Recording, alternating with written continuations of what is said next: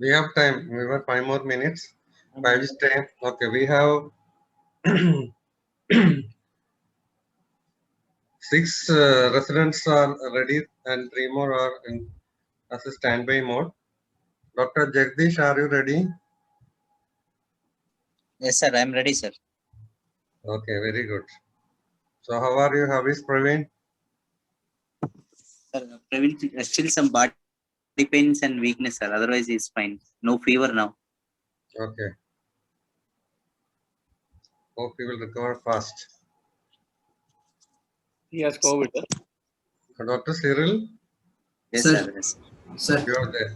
Santosh, is he there? I couldn't see Santosh yet. Okay, he may join later. Then we have Dr. Vivek from Global, Dr. Rohan from SIMS, and Dr. Kushan from Apollo. And for standby, Dr. Joe, Dr. Snija, and Dr. Kurula.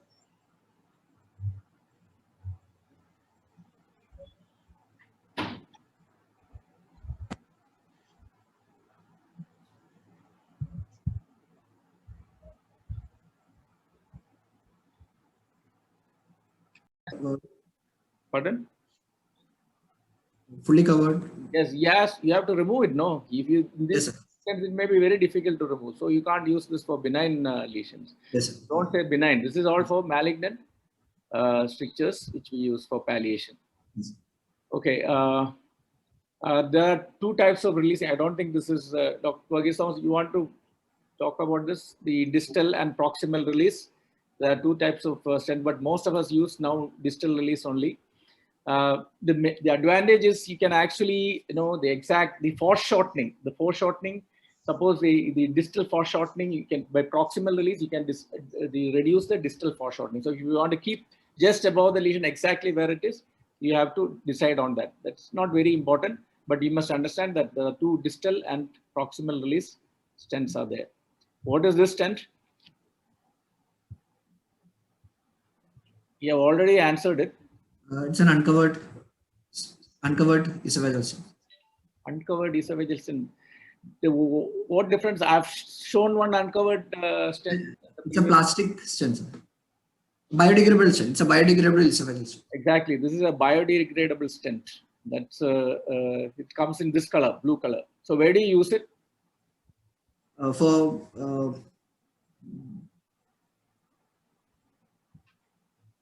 benign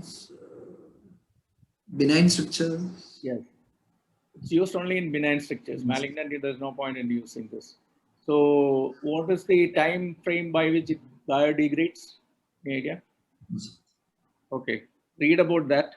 And this is called ELA stent, BD, biodegradable. What is this stent? It's already written. Yeah, it's already written. So I will ask you, what is refractory esophageal stricture?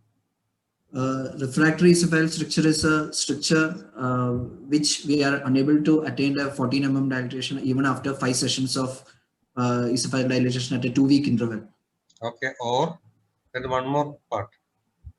Or inability to maintain a diameter of 40 millimeter for a period of 4 weeks after the last dilatation. Okay, this is a standard question. If there is esophageal stricture, it will be asked. I have seen it being asked in all examination. If there is an esophageal case, so you should know. Okay. So if you are a refractory stricture, what are the methods to treat? Okay, this is one because it already given here. We can try local injection of triamcinolone or mitomycin C. Or mitomycin C. Mitomycin C, how is it given? Injected? It's locally applied through a sclerotherapy needle like that, but not injected, sprayed onto the lesions.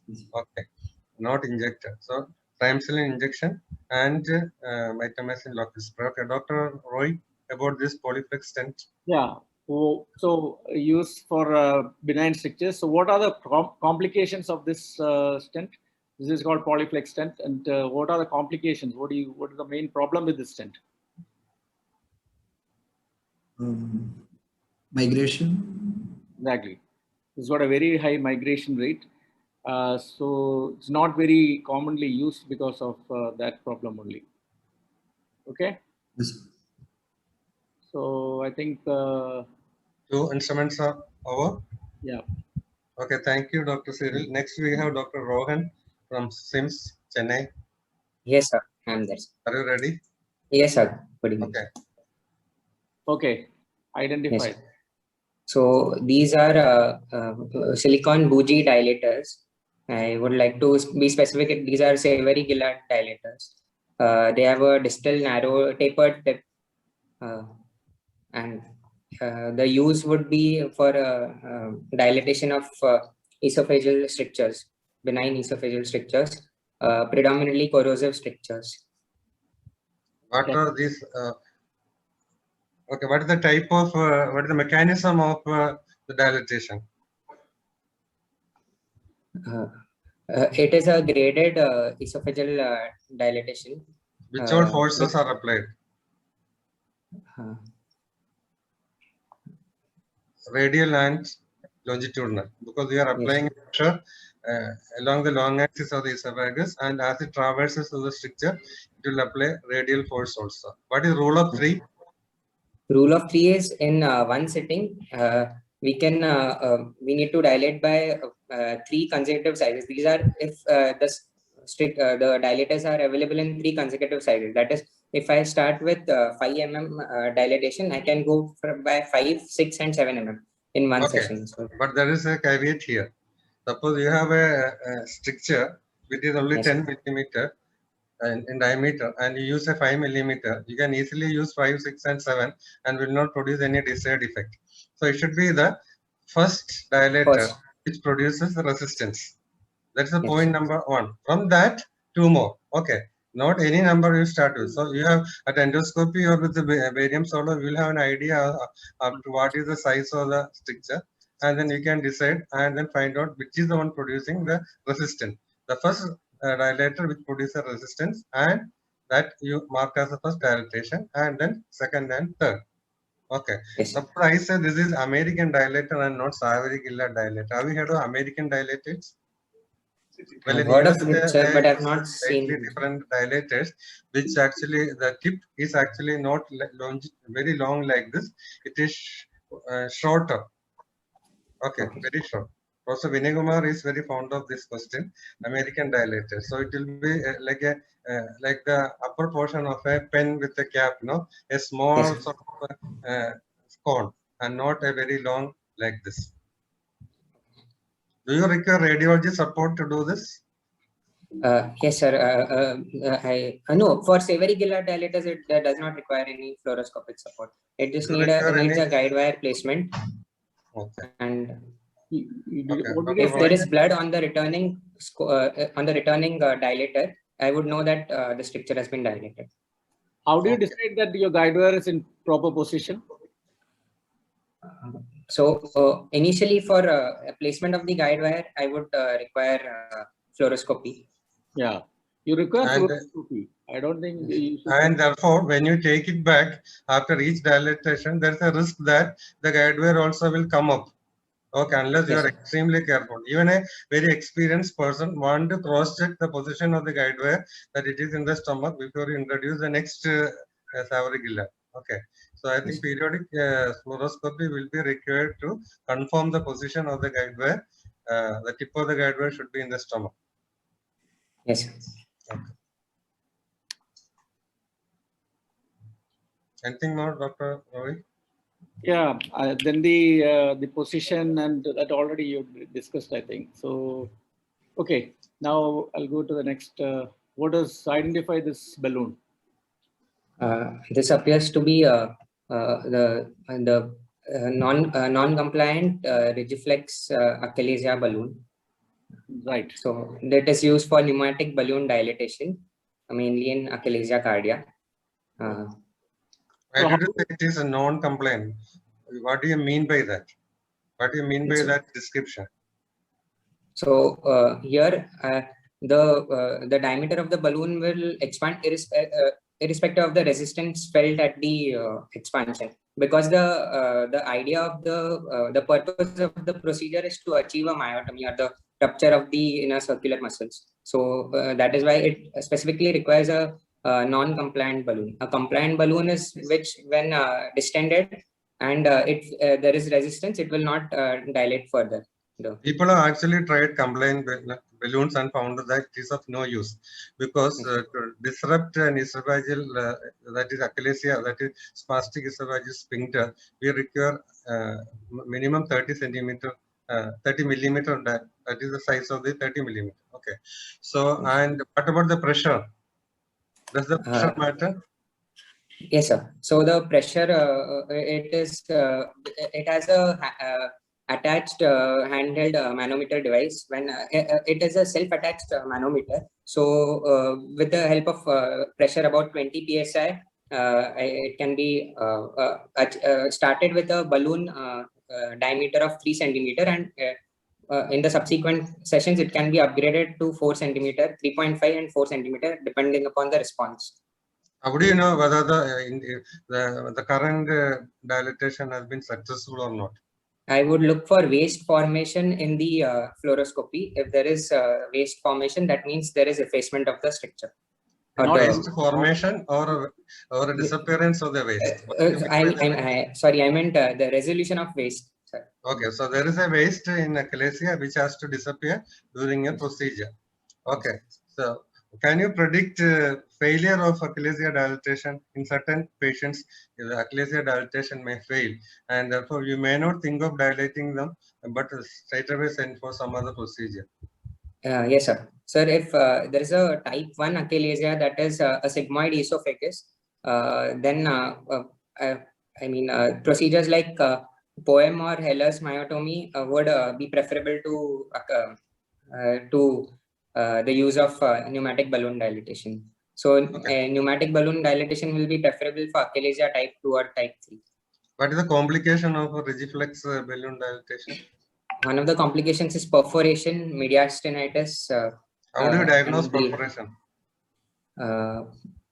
If the patient complains of chest discomfort after the procedure. Is it only discomfort? I think almost everybody will have discomfort. Yes. And is it done without sedation or with sedation? Pneumatic balloon dilatation is done with sedation. Yes.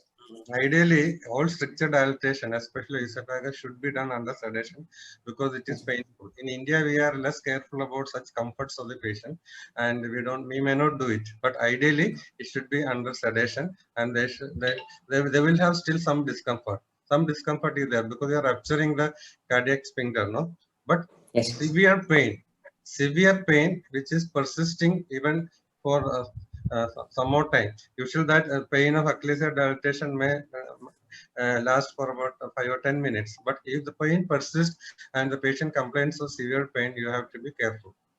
What are the signs to look for clinically when a patient is in your observation room after rigiflex dilatation? I would like to look for a subcutaneous emphysema or simple patient in distress, tachycardia, subcutaneous emphysema. Where will you look for that? In the supraclavicular area. Okay, so that will be the area where. And how will you confirm it? So the perforation is okay? By an imaging study, preferably a CT scan of the neck and thorax. If there is free air in the mediastinum, that would confirm a perforation. We can also do a contrast study of the esophagus also. That will be simpler, and it may show a mild perforation where it has not gone through and through. If there is a through and through perforation, maybe we'll have to call in the help of the surgeon. If it is a minor perforation, we may manage conservatively. Okay. So, Troy, anything else? So, when do you say that it is a successful dilatation? You said one is the disappearance of waste. What else? Yes. What another thing which I've seen we clinically look for is blood on the retaining balloon. So if there is a blood-stained balloon, then that means the myotomy has been performed. So it has achieved its goal of rupturing the inner circular muscle. Okay. What is the usual pressure which we use for this balloon? I'm sure that you said it's disappearance of waste, but around what pressures it happens? So 20 psi units or sorry. No, it's not. It is usually it is 6 to 7 issue happens. 6. You Yes, give sir. it 20 psi pressure, the balloon, everything will burst out. I think. Dr. Varghese Thomas, you have any comment? Okay, it actually regarding a rigiflex dilatation. In fact, nothing is standardized. Nothing Yes. means the size of the balloon, the frequency of dilatation, whether you have to do it every third day, weekly or 2 weekly, whether you have to use the same size or a different size, as well as the pressure. Okay. So generally what I would suggest is that follow what is given in Schlesinger rather than given in any journal. At least you can say that I am following Schlesinger, because the journal examiner might not have read, or he may not have read that particular journal. Okay. So what is given is Schlesinger. The pressure given is actually between 5 to 15, or some people say 5 to 20 psi, but generally we go around 8 to 10. We don't go more than that, because at a higher pressure the system will burst. Yes. Okay, luckily this particular system will burst, and the diameter will not become more than 30 or 35 as per which is there on the dilator, but the system may burst. Okay, is it a single use or a reuse balloon? This is a single-use balloon. But most places it is reused also. So, okay, you must know, when you reuse a accessory, you should also know there is actually, as per the available information, it cannot be reused, but it is reused. We all put it in the glutaraldehyde and reuse it. Okay, there are risks of reusing it. One more question: what is timed barium swallow? Yes, sir. So time barium swallow is a procedure for the diagnosis of achalasia. So Are we using patient is, timed barium swallow for diagnosis or for something else?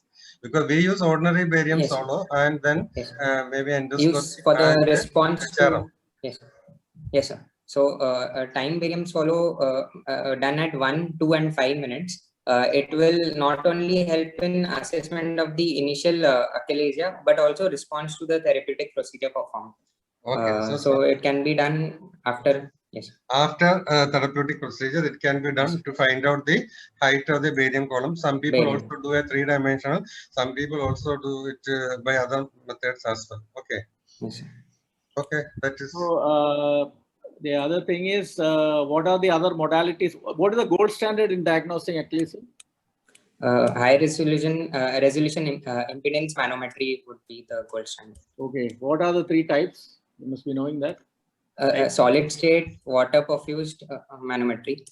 We said about HRM types already, you know. Okay. Then, what are the medicines used for? Pharmacotherapy of achalasia cardia, and when you use. Yes, one is endoscopically, we can use botulinum toxin as one of the injection That is an therapy. injection. Now I asked medicine yes, the patient can use. So one can use calcium channel blockers, NTG can be used as nitroglycerin can be used as a medical line of management. But the response to medical therapy is poor. Even phosphodiesterase inhibitors can be used as one of the medical lines. So of calcium management. channel blockers, amyl nitrate, glycerol nitrate, or isosorbate dinitrate, then Phosphodiesterase sildenafil has inhibitors. been used. Okay, these are the Sildenafil, drugs. yes. When do you decide to give medical therapy and not achalasia, not rigiflex or surgery or poem? When when the disease is very mild, or mild. when the patient is having too much risk for any other procedure, and when you think that the longevity is very little, so you don't want to do a aggressive procedure. And I want Dr. Roy to tell something about poem, unless you are covering about poem subsequently. I'm not covering. So suppose the manometry shows a type 3 achalasia. What is the treatment of choice for that patient? Type 3, the treatment of choice would be Heller's myotomy. Type 2 poem would be the ideal procedure for type 2. So type 3, what is the difference between all this type 1, 2, and 3? What's the major difference between type 3 and type 2? So type 2 is when there is pan-esophageal pressurization in more than 20% of the swallows, and type 3 is when there is premature contraction, or there is the distal latency is low. So that means that achalasia generally progresses from type 3 to type 2 to type 1. So type 3 is when there is only elevated IRP, or the location, the problem is mainly at the gastroesophageal junction, and type 2 is when there is the body of the esophagus is also involved, and type 3 is when there is complete absence of peristalsis, and there is that is the time when patient may develop sigmoid esophagus as an end stage, and that is when these modalities, the pneumatic balloon dilatation may not work in that time. No, in which one requires a long myotomy? So type 2 will require a longer myotomy. Type 1. No. No. I think in Lohan, you are a little bit confused. You have, Yes. you have to read it again to be absolutely sure. We don't want to reiterate again because of lack of time. You have to review your understanding about type 1, type 2, type 3, and the type of Be treatment very also. thorough with achalasia, because this is a very common question asked, and you should be very, very thorough in it. So, Yes. okay, I think. Okay, and young males and a previous failed balloon dilatation, the success rates are not that very good. Okay, young males compared to others, balloon dilatation, the success is much less. Okay, so we have to discuss with the patient whether they want to come for repeat dilatation or go for much more definite procedure. So I would like to assess the Eckhart score post the procedure to see for any resolution of symptoms. Okay, thank you. Thank you. Thank you, sir. Thank you. We will call the next person. That is Dr. Santosh from Medical Trust. Are Yes, you sir. there? Okay. Yes, sir. Yes. Santosh. Ah, sir. Yes, sir. Let's see. Okay. Identify these balloons. Sir, this is a CRE balloon. Okay. So the expansion of CRE. Controlled, controlled radial expansion. Okay. Balloon. I gave a clue. Expansion. Okay. So where do you use this? Sir, it can be used for a stricture, sphincterotomy. Sorry, sphincteroplasty. Can be used for short strictures and sphincterotomy and It can be used in many places where there is benign strictures, like. strictures. Okay. So this is the device by which you give. You must be knowing this. I'm not going to that. Okay. What do you mean by actually controlled radial expansion? What is the principle behind that application? Sir, this is basically this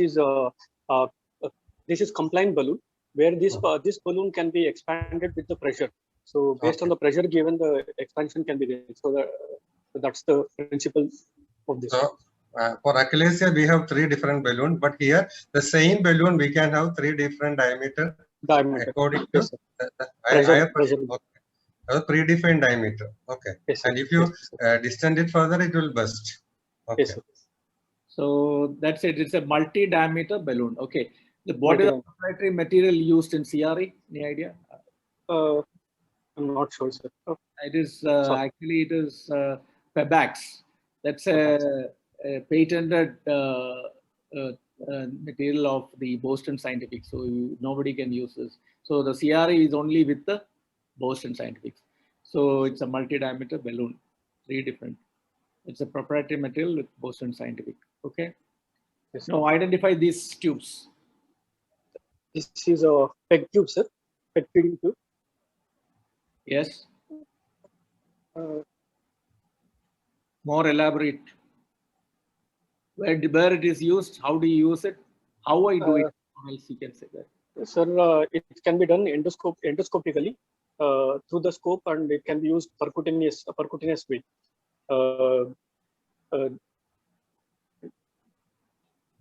Okay, identify the parts of this tube. Sir, it contain a feeding part, and it contain a balloon, a lower balloon for inflation part, and Dr. Roy, can you just use a pointer so that each item can be pointed? I'm trying it very hard, but I'm not getting the. Okay, just okay. Back to that. Okay, then the lower panel, start from the left. There are multiple things shown. Can you identify each of these? sir. So there is a thread, there is a caps, and there is a to prevent the tube movement migration. and peg tube and needle and a knife. And What are the usual indication for PEG? Sir, indication for PEG is for a feeding tube where a patient is not able to tolerate a prolonged RT tube. Patient is on prolonged Ryle's tube, or requirement for who requires enteral feed. So why can't you put the Ryle's tube for a long period? So one, it has a chances, it carries a risk of aspiration. Other, it can by itself it can cause even ulceration, stricture if it is kept for a longer time.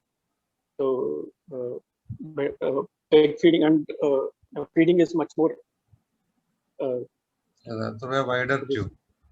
harder to. Okay. So you must know it. You know, if somebody asks the steps, you should be able to tell that, because it is not that difficult to. You must be knowing it. Yes, sir.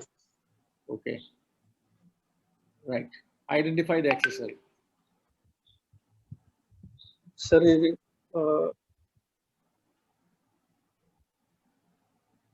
it a US FN needles? It's a very simple accessory which you do, you know, in and out. You'll be using it, so not difficult. It's just a, you know, it's a needle.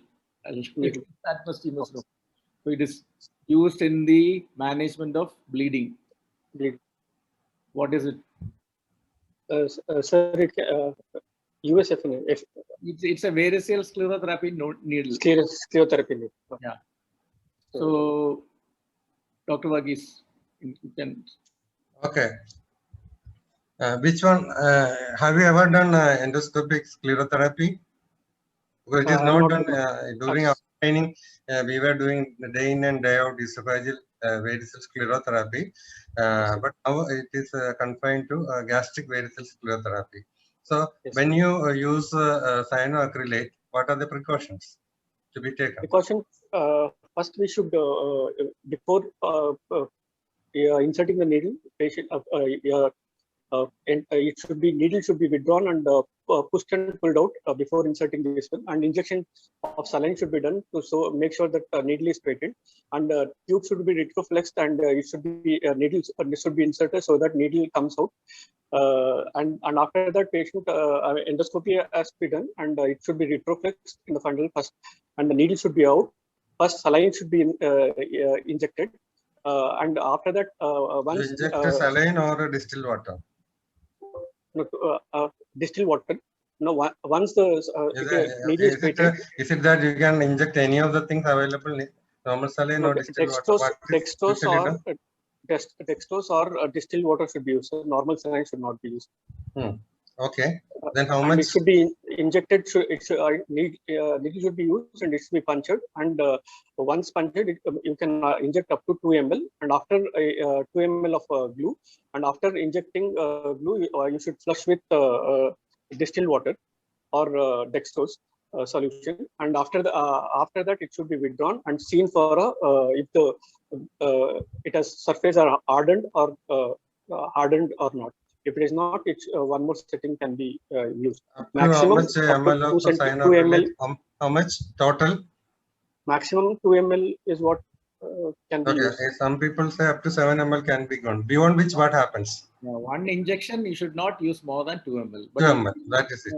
Multiple injections, that's not a problem. But one injection should not. Suppose you use more. Suppose it's a big Vadix. You might have seen, no, F3 nodes are like big grapes. And you want to inject more. So what will you do? High chances of embolization. Risk of embolization is high. Embolization where? Pulmonary thromboembolism. What is the difference? Thromboemboli? What thrombus? Okay, what is the difference between usual thromboembolism and the thromboembolism occurring after cyanoacrylate? I won't call it thromboembolism. Because that one can be normal thrombus can be thrombolized. This one thrombolysis won't be working. Yeah, this will be almost permanent affair. That means it will be a reversible sort of pulmonary hypertension you will be producing, and you will be producing such a tremendous injury to the patient. Okay. Awesome. Now, when you do the procedure, you have to take care of the patient. You have to take care of yourself and to take care of your assistant also, and then take care of the endoscope also. How do you do all this? Why do you want to taking do care all of first and foremost, we should cover our eyes with and even the technicians or people who are assisting for the with patients eyes. also? Okay, so you have to take care of the patient, your eyes, and your assistants, technician, nurse, who is assisting you. Okay, so protect the eyes, because if it goes into the eyes, it will produce a corneal. If you try to remove it, corneal scarring, all of those things will happen. Yes. Number 2. And protecting the scope. Immediately after injection or during the injection time, needle should not be withdrawn, as the therapeutic channel might get blocked, or working channel might get blocked, and the scope might get damaged. And it should not be aspirated. It should not aspirate when you are injecting the.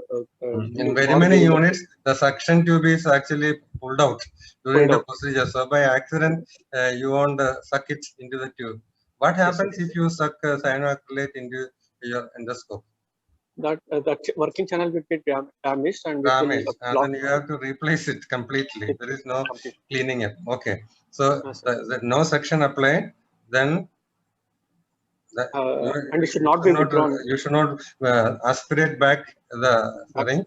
Okay, and after the procedure, very often we withdraw the accessory, but in cyanoacrylate injection, we will withdraw only a part of it. The tip will be still kept just outside, and we will pull the entire apparatus out and then cut the biopsy forceps outside and then pull it out. And then we will, some units, some people instill something into their biopsy channel in some units. What is that?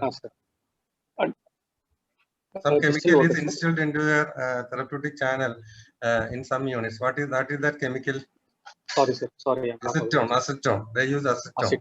Acetone is a dissolvent. So many people use it. Some people don't use it. Okay. Okay. So what are the complications apart from pulmonary embolism? Something else also can happen if you are little one incomplete. There will be a recurrence. There will be a bleeding. Okay, I am asking you immediate complication. Immediate pulmonary thromboembolism will be there, and it could be bleeding can be happening at the site of puncture, and incomplete glue injection. Another problem is that if you keep your needle quite long inside that varix after the injection, as you try to take it out, the cyanoacrylate will have solidified around the needle. Understand? So as you try to pull it out, the cyanoacrylate and the needle will have to come out. So you cannot keep it for a long period after the injection. So after the injection is complete, maybe wait for 5 seconds or so, then remove it first. Otherwise, you may produce a tear. The earlier part, people have produced such complications. Okay. Okay. Anything else, Dr. Roy? What are the other indications or use of cyanoacrylate in gastroenterology? Other ectopic viruses can be used. Okay. And, that is all viruses. Okay. Non-viruses indications. Ulcer bleed can be used. Ulcer bleed, no. No, I'm not very sure. Other indications. Well, some people, small, tiny fistulas, etc. People inject it around that and try to seal it off. Okay. But not very widely used. It's just experimental, I would say. What is your opinion, Dr. Roy? Yeah, this is especially if there is a surgical complication like a leak or something. We have used it in patients where there is a leak, when small leaks, it communicates with the cutaneous communication. You can use it just to stop that, put the cyanoacrylate into it. Okay, so thank you, Dr. Santosh. Thank you. Can we move to Dr. Kushan from Apollo? Yes, sir. Yes, sir. Good evening, sir. Good evening. Next slide, please. Okay, what's the name? Is it? Sir, this is a trapezoid basket, sir. It is used in ERCP for extraction and for mechanical lithotripsy of difficult CBD stones, sir. Okay. So, what are the other ways by which you remove these CBD stones? Sir, CBD stones, sir, in ERCP, after a sphincterotomy, we can do a sphincteroplasty for the removal of a difficult CBD stone. We can do a mechanical lithotripsy with a trapezoid basket if it gets impacted, in that case, we can use a Shohendra lithotripter, sir. And sometimes if we don't have a Shohendra lithotripter, or if a cholangioscope is available, in that case, we can use a cholangioscope with a laser lithotripsy or electrohydraulic lithotripsy, sir. And if that fails with that also, in that case, a simple stent is placed and the patient is referred for surgery, sir. Referred for surgery. So do you refer all patients? Nowadays, we don't refer patient with the CBD stone for surgery because we have so many modalities. What are the other modalities we use? You mentioned all these things, but the cholangioscope with laser is one of the very good modalities wherein you can avoid surgery. Most of the stones we can pulverize. Okay, Yes, when sir. do you decide that this stone is difficult? Before you embark on a treatment, how do you decide this stone is going to be tough? What are the points? Yes, sir. So, the difficult stones can be classified on 3 categories, sir: the stone factors, then the duct factors, and the patient factors. So the stone factors, sir, if the stone is more than 1.5 centimeter, if there's a if the Mirzi syndrome is there, sir. No. I'm Then, asking about the CBD stone. How okay. do you say that this stone is difficult? Yes, sir. Then if the stone is behind the stricture, and sir, if there is a, the periampullary diverticulum, and if there is some altered anatomy. Okay. What are the stone factors you said? More than Sir, 1.2 centimeters. Okay.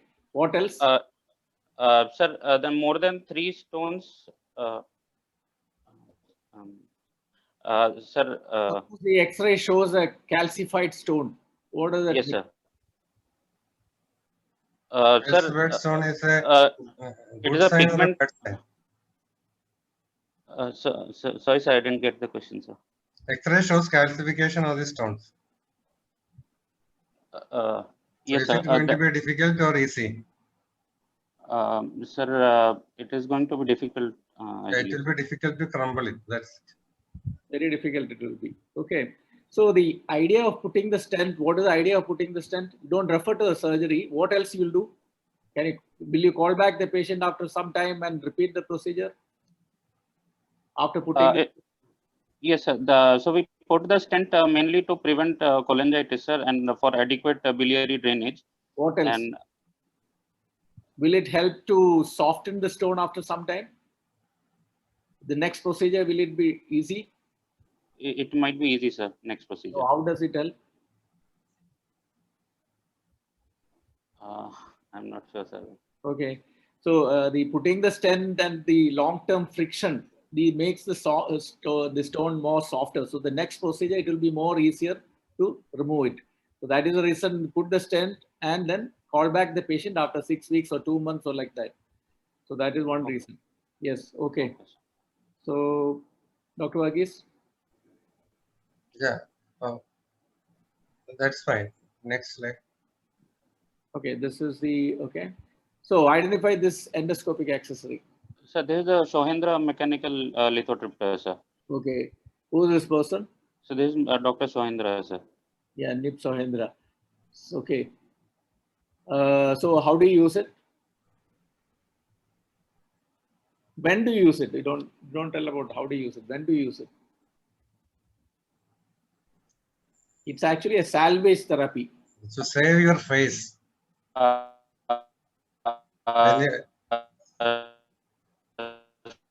Kushan has some bandwidth issues. Kushan, are you able to hear us? For the time? Impacted. Sir. Okay, Sir, can you repeat? Hear, you are not audible to us due to bandwidth issue. Can you repeat the answer? Yes, sir. This is used as a salvage therapy in impacted CBD stones, sir. So, if we use a trapezoid basket and it gets stuck inside the CBD stone, in that case, we can use a mechanical Shohendra mechanical lithotripter. What is the difference between a trapezoid and the other basket? Trapezoid has got a mechanism by itself. If you tighten, it will just make it out of the stone. So you can remove that's not with trapezoid. It's with the other basket, the mechanical lithotripter. If you get stuck, use this. Not with trapezoid. Dormia basket, sir. Yeah, what we have shown earlier, no? The mechanical lithotrips itself, Yes, sir. or any basket which gets stuck like that, but not trapezoid. Trapezoid got the advantage that it releases itself. When you apply too much of force, it releases itself.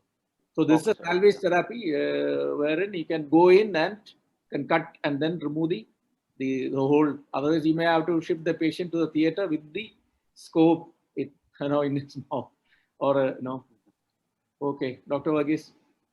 Yeah, you have to sacrifice that Dormia basket or whichever basket, and then attach it to this device, and then apply rotary movements, and then apply pressure so that the stone will get crushed. Yes. Stone will get crushed, and then the stone also will get out, and you will also get out of the endoscopy theater happily. Otherwise, it has happened to me once, where what happened was that wire also got broke.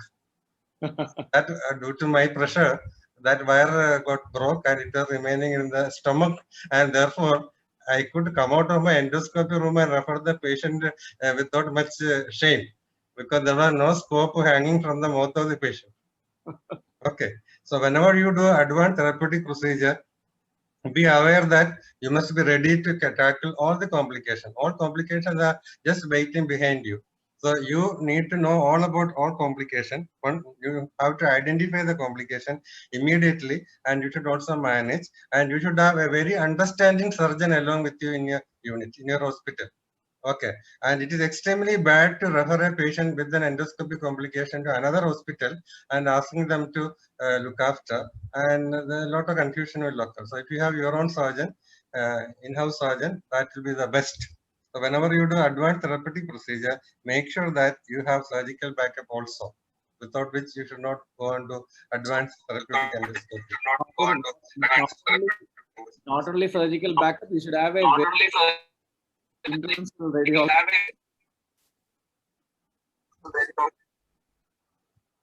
Okay, can we go to the next slide?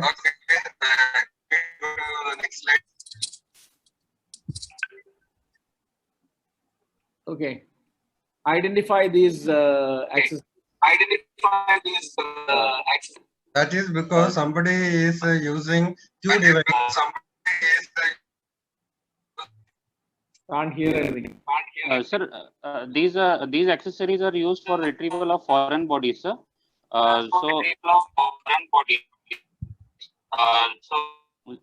Sir, we have a Roth net, we have a red tooth forceps, we have a snare. Wait a second. Can everybody has switched off the other? Yeah, I have managed. Okay. So the number one, what is it? Sir, that is a red tooth forceps, sir. Number one is not rat tooth, it's a tripod. Okay, tripod. Okay. You see the shape, no? It's not rat tooth. Okay, the second one. That is a red tooth forceps, sir. Second one. Okay, the third one is written there, basket. Okay, the fourth one, which is commonly used, it's a Roth net.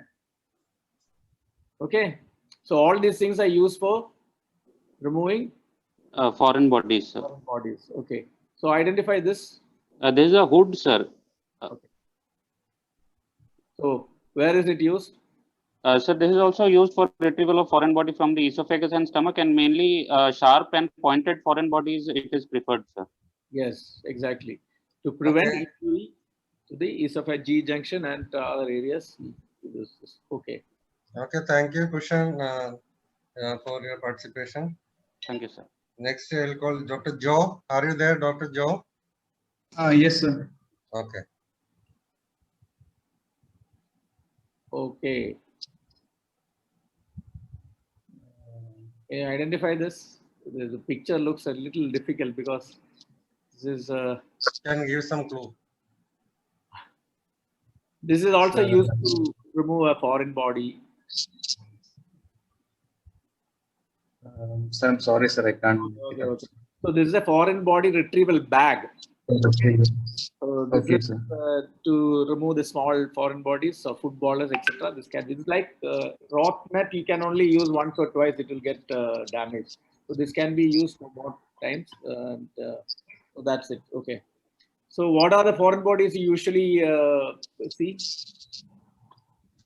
Sir, in case of children, most commonly seen as button battery, can be coins, and these new magnet toys, these bead-like toys could be seen. Okay. And in case of psychiatric patients, you can even see this trichobezoar, this ball of hair could be seen, sir.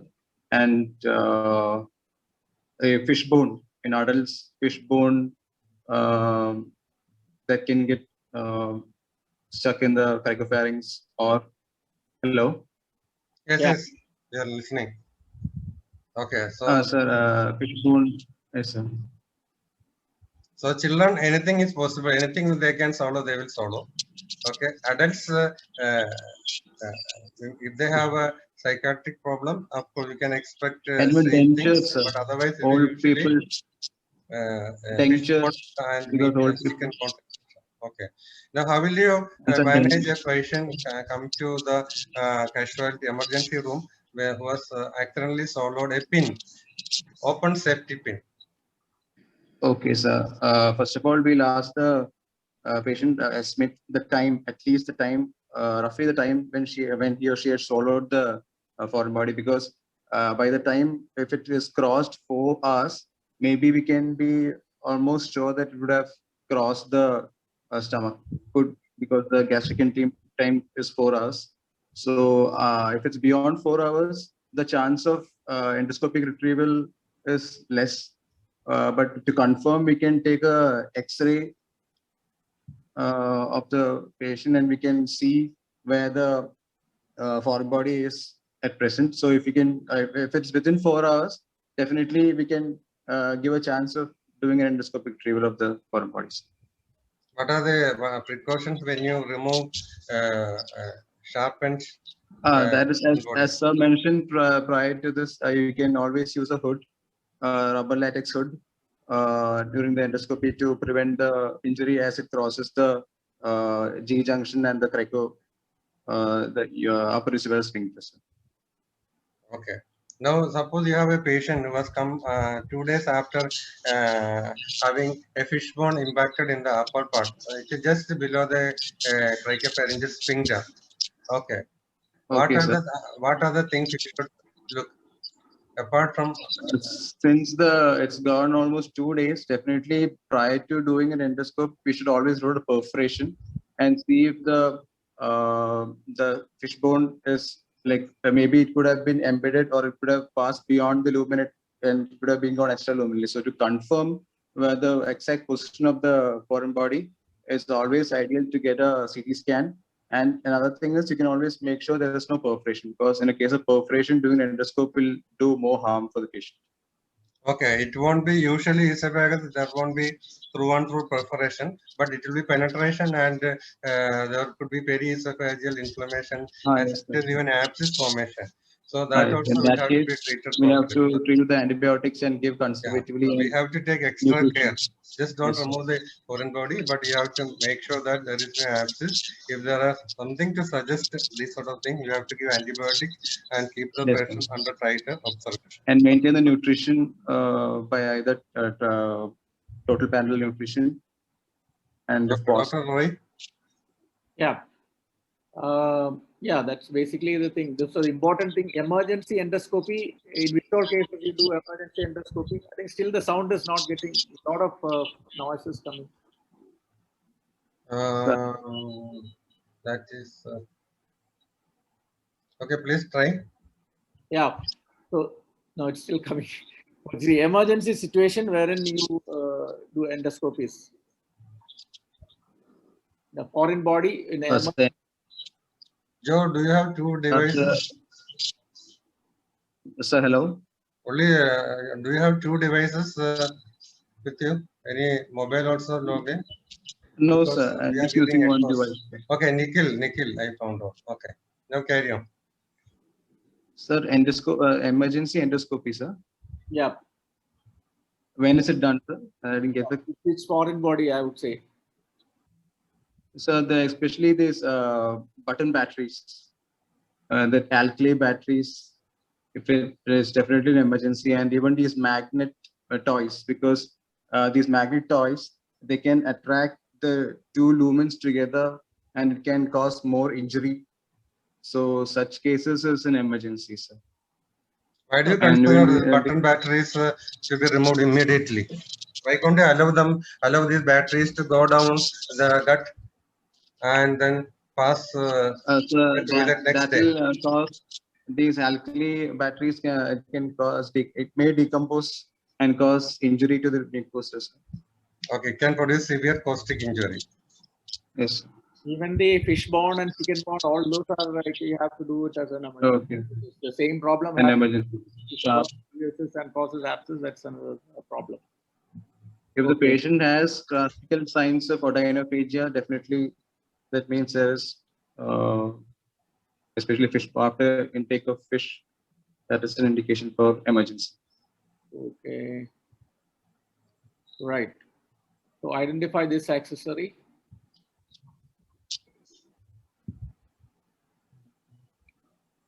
So this is a snare. Yeah. Snare. Yes. Where is Used for what purpose?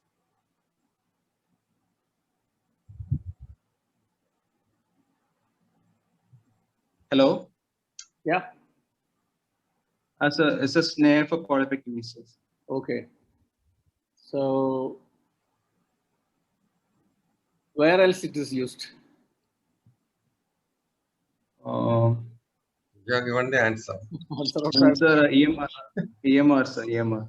Okay. Then we've already shown the picture, no? Removal of foreign bodies. Oh, okay. So, which one you will consider that you have to be careful? Difficult polypectomy. Which are those difficult polypectomy or polypectomy after which you can have complications? Sir, sessile polyps, sir. Okay, with, sessile polyps. And laterally spreading. Why? What is the problem with sessile polyp? So we might not be able to tackle the vasculature. I'm not sure. Like even we might not get a good plane for polypectomy. So how do you make the plane? What is the method to make the plane? You can inject saline into the submucosal Okay, space. you have to lift it up. Lift it up from Okay, the lift it up submucosal with the plane. injection of saline. Okay, then okay, that is sessile polyp. Then large stock, difficult SAM. Okay, big size polyp which is very larger big. than 2 centimeter. Okay, anything above 2.5 centimeter, it is considered a little difficult. Okay, and then polyp which are situated at very difficult positions, like for example junctions, rectosigmoid or flexures, no? That Yes, sir. is also very difficult. Okay, sir. So, What are the complications you see after polypectomy? Polypectomy, definitely post-polypectomy bleed, especially if the patients are on like antiplatelets, cardiac patients on antiplatelets. Such patients should always be kept on check post polypectomy for post-polypectomy bleed. So what will be the advice? You are seeing the patient, you are diagnosed a polyp, and what will be the advice? Actually, the patient came with the lower GA bleed. You diagnosed by colonoscopy, there is a polyp. Okay, there is no active ulceration, and the patient is on dual antiplatelets. Sir, first of all, we should stratify the patient. We should see whether the patient has undergone a stent placement within 6 months. Within 6 months, definitely the patient should be on dual antiplatelets, because if you look at the risk versus the benefit, we can wait for the polypectomy if it is not, and we can just prolong the polypectomy procedure after 6 months if it is within 6 months of the PTCA. If it is way beyond, I thought it was 1 year for coronary stent. Correct me if I am wrong. For 1 year, they require dual antiplatelets, and when you stop it, you have to be careful. Risk versus benefit. Okay. And if it is a high risk patient, you discuss with cardiologist and stop. Yes, always discuss with cardiologist. Yes. And for how many days you stop? 5 days prior to the procedure. And when do you want to restart? You can restart the very next day. This is especially for clopidogrel, not for aspirin. Aspirin you don't have to. Aspirin you can continue. So we can continue with aspirin. Clopidogrel we have to stop for 5 days. Okay. And regarding the anticoagulation, warfarin also it should be stopped at least 5 days prior. And we can, if it is high risk, you'd always have to bridge with a low molecular weight heparin and stop 12 hours prior to the procedure. And the low molecular weight heparin can be continued the very next evening. And also even these DOACs, the new oral anticoagulants, can also be continued the very next day. Okay. What is the other complication other than bleeding? Okay. How do you manage the bleed? The bleed can be managed like repeat relook and endoscopy, and if we can use the modality that we use for normal bleeding, like you can use clips, or you can use heater probe, you can even inject and dual therapy. Okay. Can For, if it is a colon, it's always better to use some clip and prevent bleeding. Suppose the stock is very big. So even using endo loop prior to, like, if you feel the stock is big, using an endo loop and then going ahead with a polypectomy will prevent bleed, post polypectomy bleeds. Okay. So the clip also can be used before polypectomy. You can apply Yes. the before What do or you have to- Sir, hello. Okay, okay. You said about when there's a big polyp, big thick stalk, you can use endo loop. Have you heard of piecemeal polypectomy? Yes, sir. Like if it's a very large polyp that end block or the complete removal in one snap polypectomy won't be possible. In that case, taking it like part by part. Yeah, piecemeal. You do it in a piecemeal. You don't have to remove it in one big thing as such. You can do a piecemeal as well. What is post polypectomy syndrome, and how do you differentiate it from perforation? Sir, I'm sorry, I don't. Okay. What are the other complications of polypectomy? The Colonic polypectomy. other than You said bleeding. Yes, sir. What are the next important complication which we are all afraid of? Perforation. Perforation. So how do you manage that? Perforation, definitely post procedure, the patient develops severe abdominal pain, signs of peritonitis. We should always have a clinical suspicion, and then post procedure, such clinical signs are evident. Definitely, an imaging with a rectal contrast will give an idea when there is a active perforation, and treat with antibiotics and get a surgical gastropenia. Okay, is there anything short of calling your? Of course, you have to always keep your surgeon in the loop. But as a gastroenterologist, can you attempt to manage perforation? Yes, perforations using the Ovasco large clips. Ovasco clips can be used. Like if you find the perforation during the procedure itself, you can tackle the perforation by using a Ovasco clips. So when do you use Ovasco clip? You don't straight away go in for Ovasco clip. You can try with hemo clips. When do you decide? So the size of the perforation. Yes, but Ovasco is not. You can actually, there are different methods of using. One is the hemo clips by you can close it. Otherwise, you can use endo loop. How do you use that? You know that. I'm not sure how we use an endo loop for perforation. By using clips, you anchor the endo loop, and then in different sites you put clips and then tighten it. That is one way of closing the perforation. Then the Ovasco is, suppose the size is bigger and you can't then only use. Okay. Okay. Sir. Okay, I think to Okay.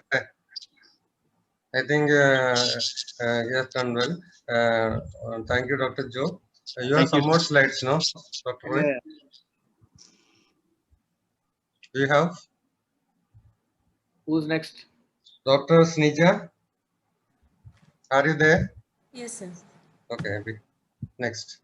Okay, this is the same. I think it should have been added to the other one. Okay. Yeah, and your answer is there.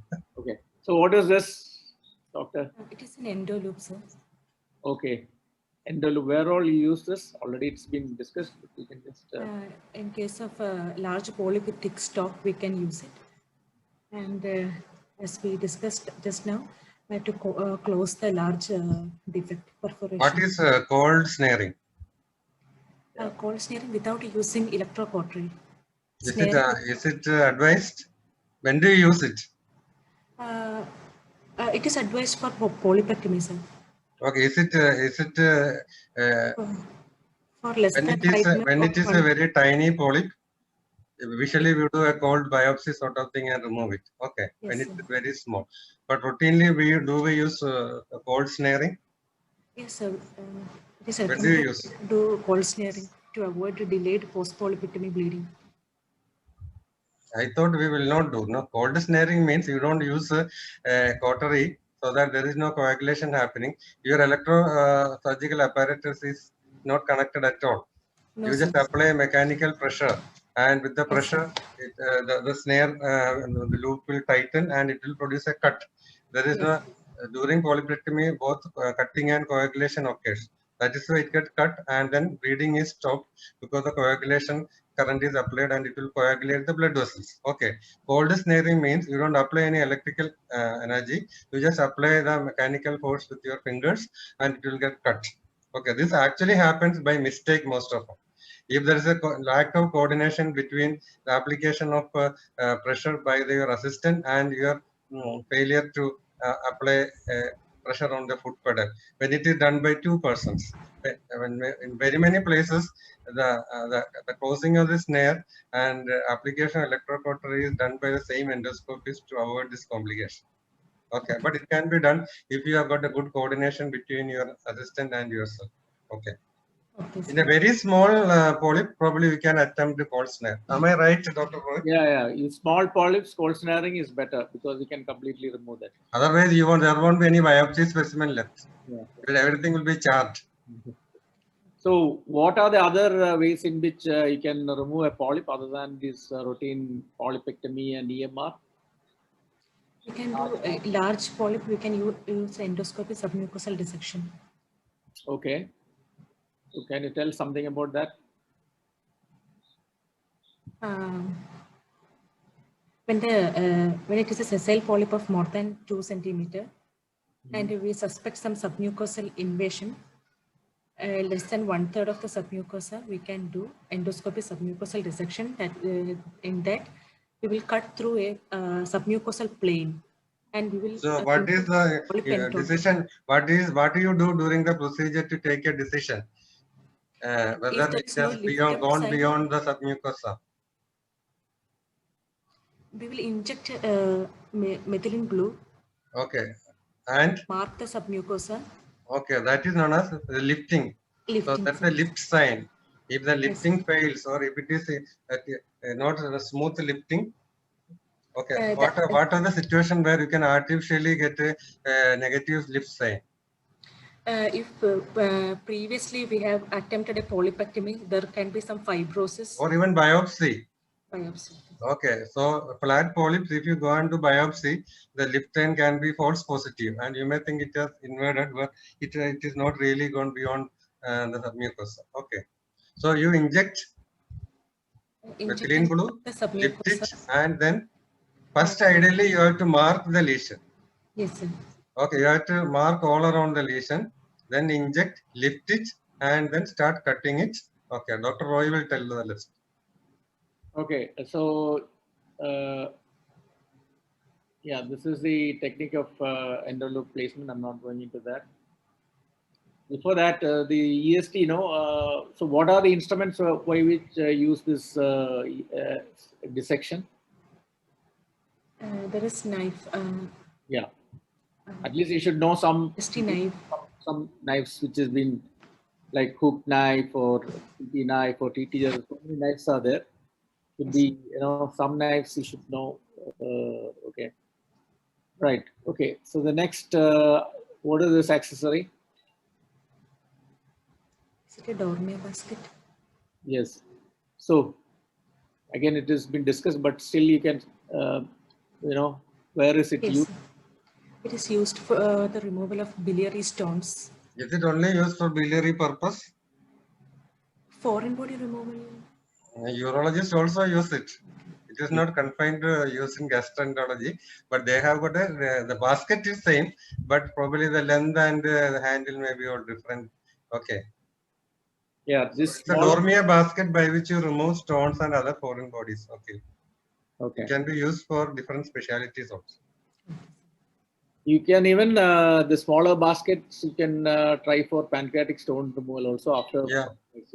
So not only by biliary stones, you can use it for pancreatic stones. If the PD is dilated, and actually there are smaller size baskets for removal of pancreatic stones. Okay, Dr. Sneja, we have Dr. Kuruvilla. You have any more slides? I have 60 more slides. You want more than that? 70. Okay, Sneja, thank you. I will call Dr. Kuruvilla. We have only Thank you, few sir. more minutes. Dr. Kuruvilla, are you there? Sir, I am there, sir. Okay. So it's sphincterotomy used for endoscopic sphincterotomy. Okay. Discuss about sphincterotomy. That can be wire-guided sphincterotomy with bowstring type. Usually, for use wire-guided for entering the papilla, we use this wire-guided method for entering the papilla, and for bowing as well. Okay. It has got injection capability as well. This wire-guided sphincterotomy. Okay. Right. So, what are the complications? Bleeding. Hmm. Bleeding can occur. Perforation can occur. Okay. Then before, when you cannulate, you can use this for cannulation. Suppose the cannula, I mean, you're using this and then the wire is repeatedly going into the pancreatic duct. What will happen? pancreatitis can occur, sir. So how can you prevent, at least in some way? Either pre-procedure, you can give rectal diclofenac or pancreatic stent. If you pass more than to the pancreatic duct more than twice, you can put a pancreatic stent to prevent the pancreatitis. Then attempt the biliary. Sir. Is it diclofenac or indomethacin? Which one you prefer if both are? Indomethacin. Okay. Rectal indomethacin is preferred, sir.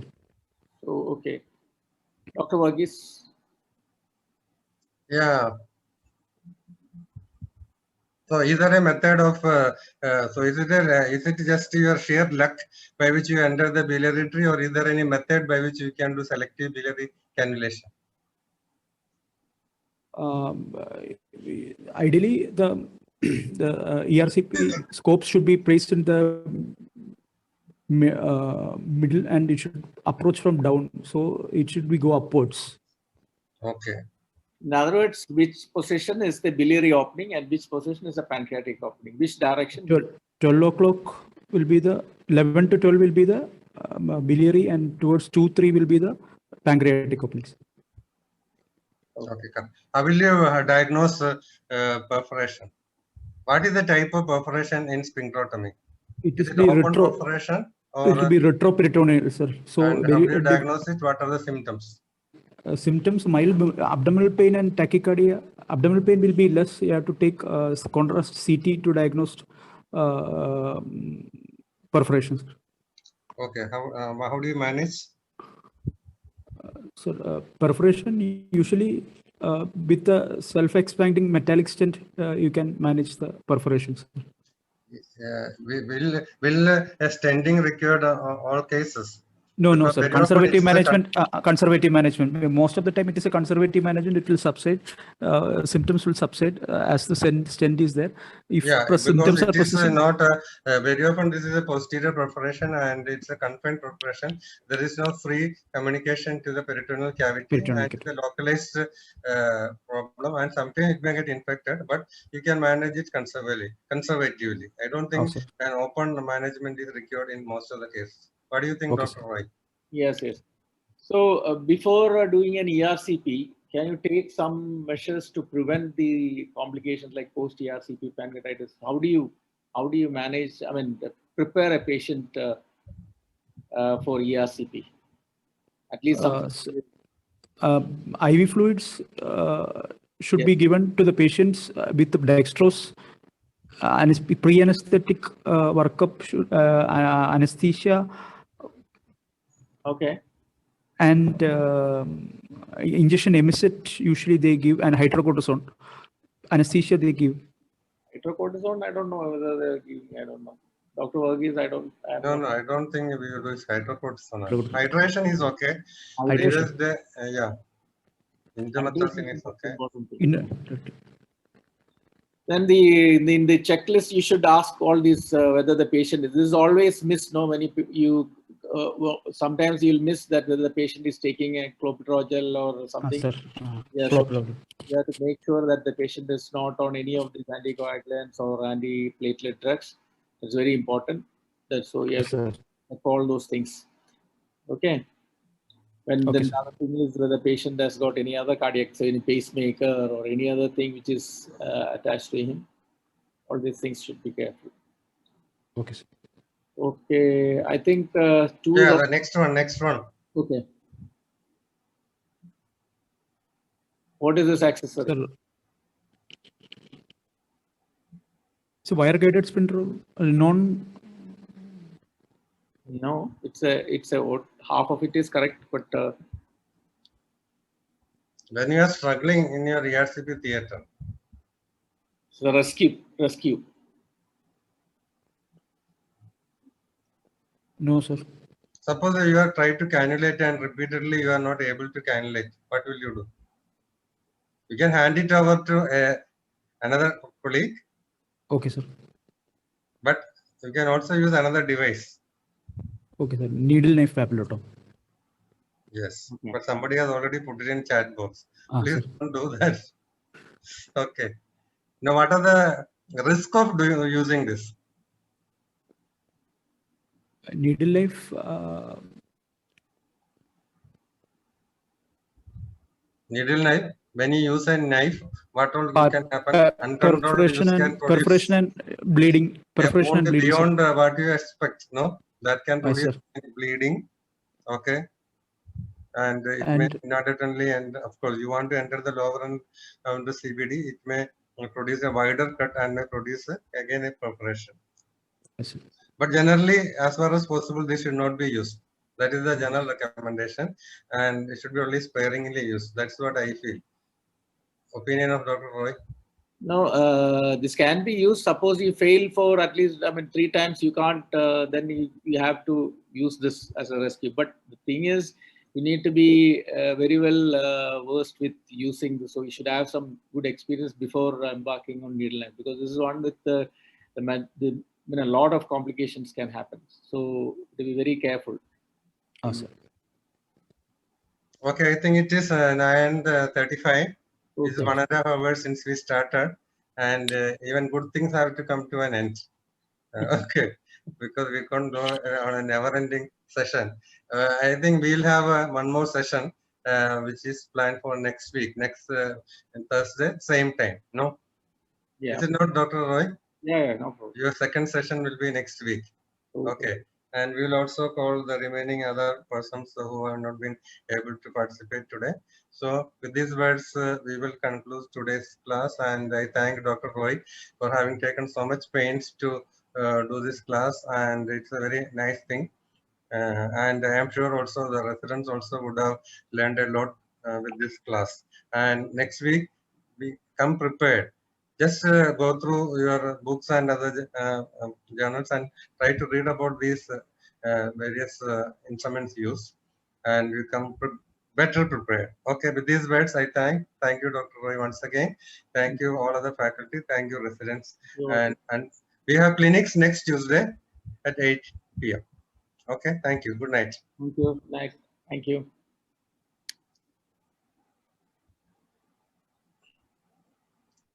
It was a very relaxed class. Usual clinics are a little nerve-wracking, both for the faculty as well as for the students. I know it, but this is much more better pace and peace. Okay. Okay. Thank you. Good night.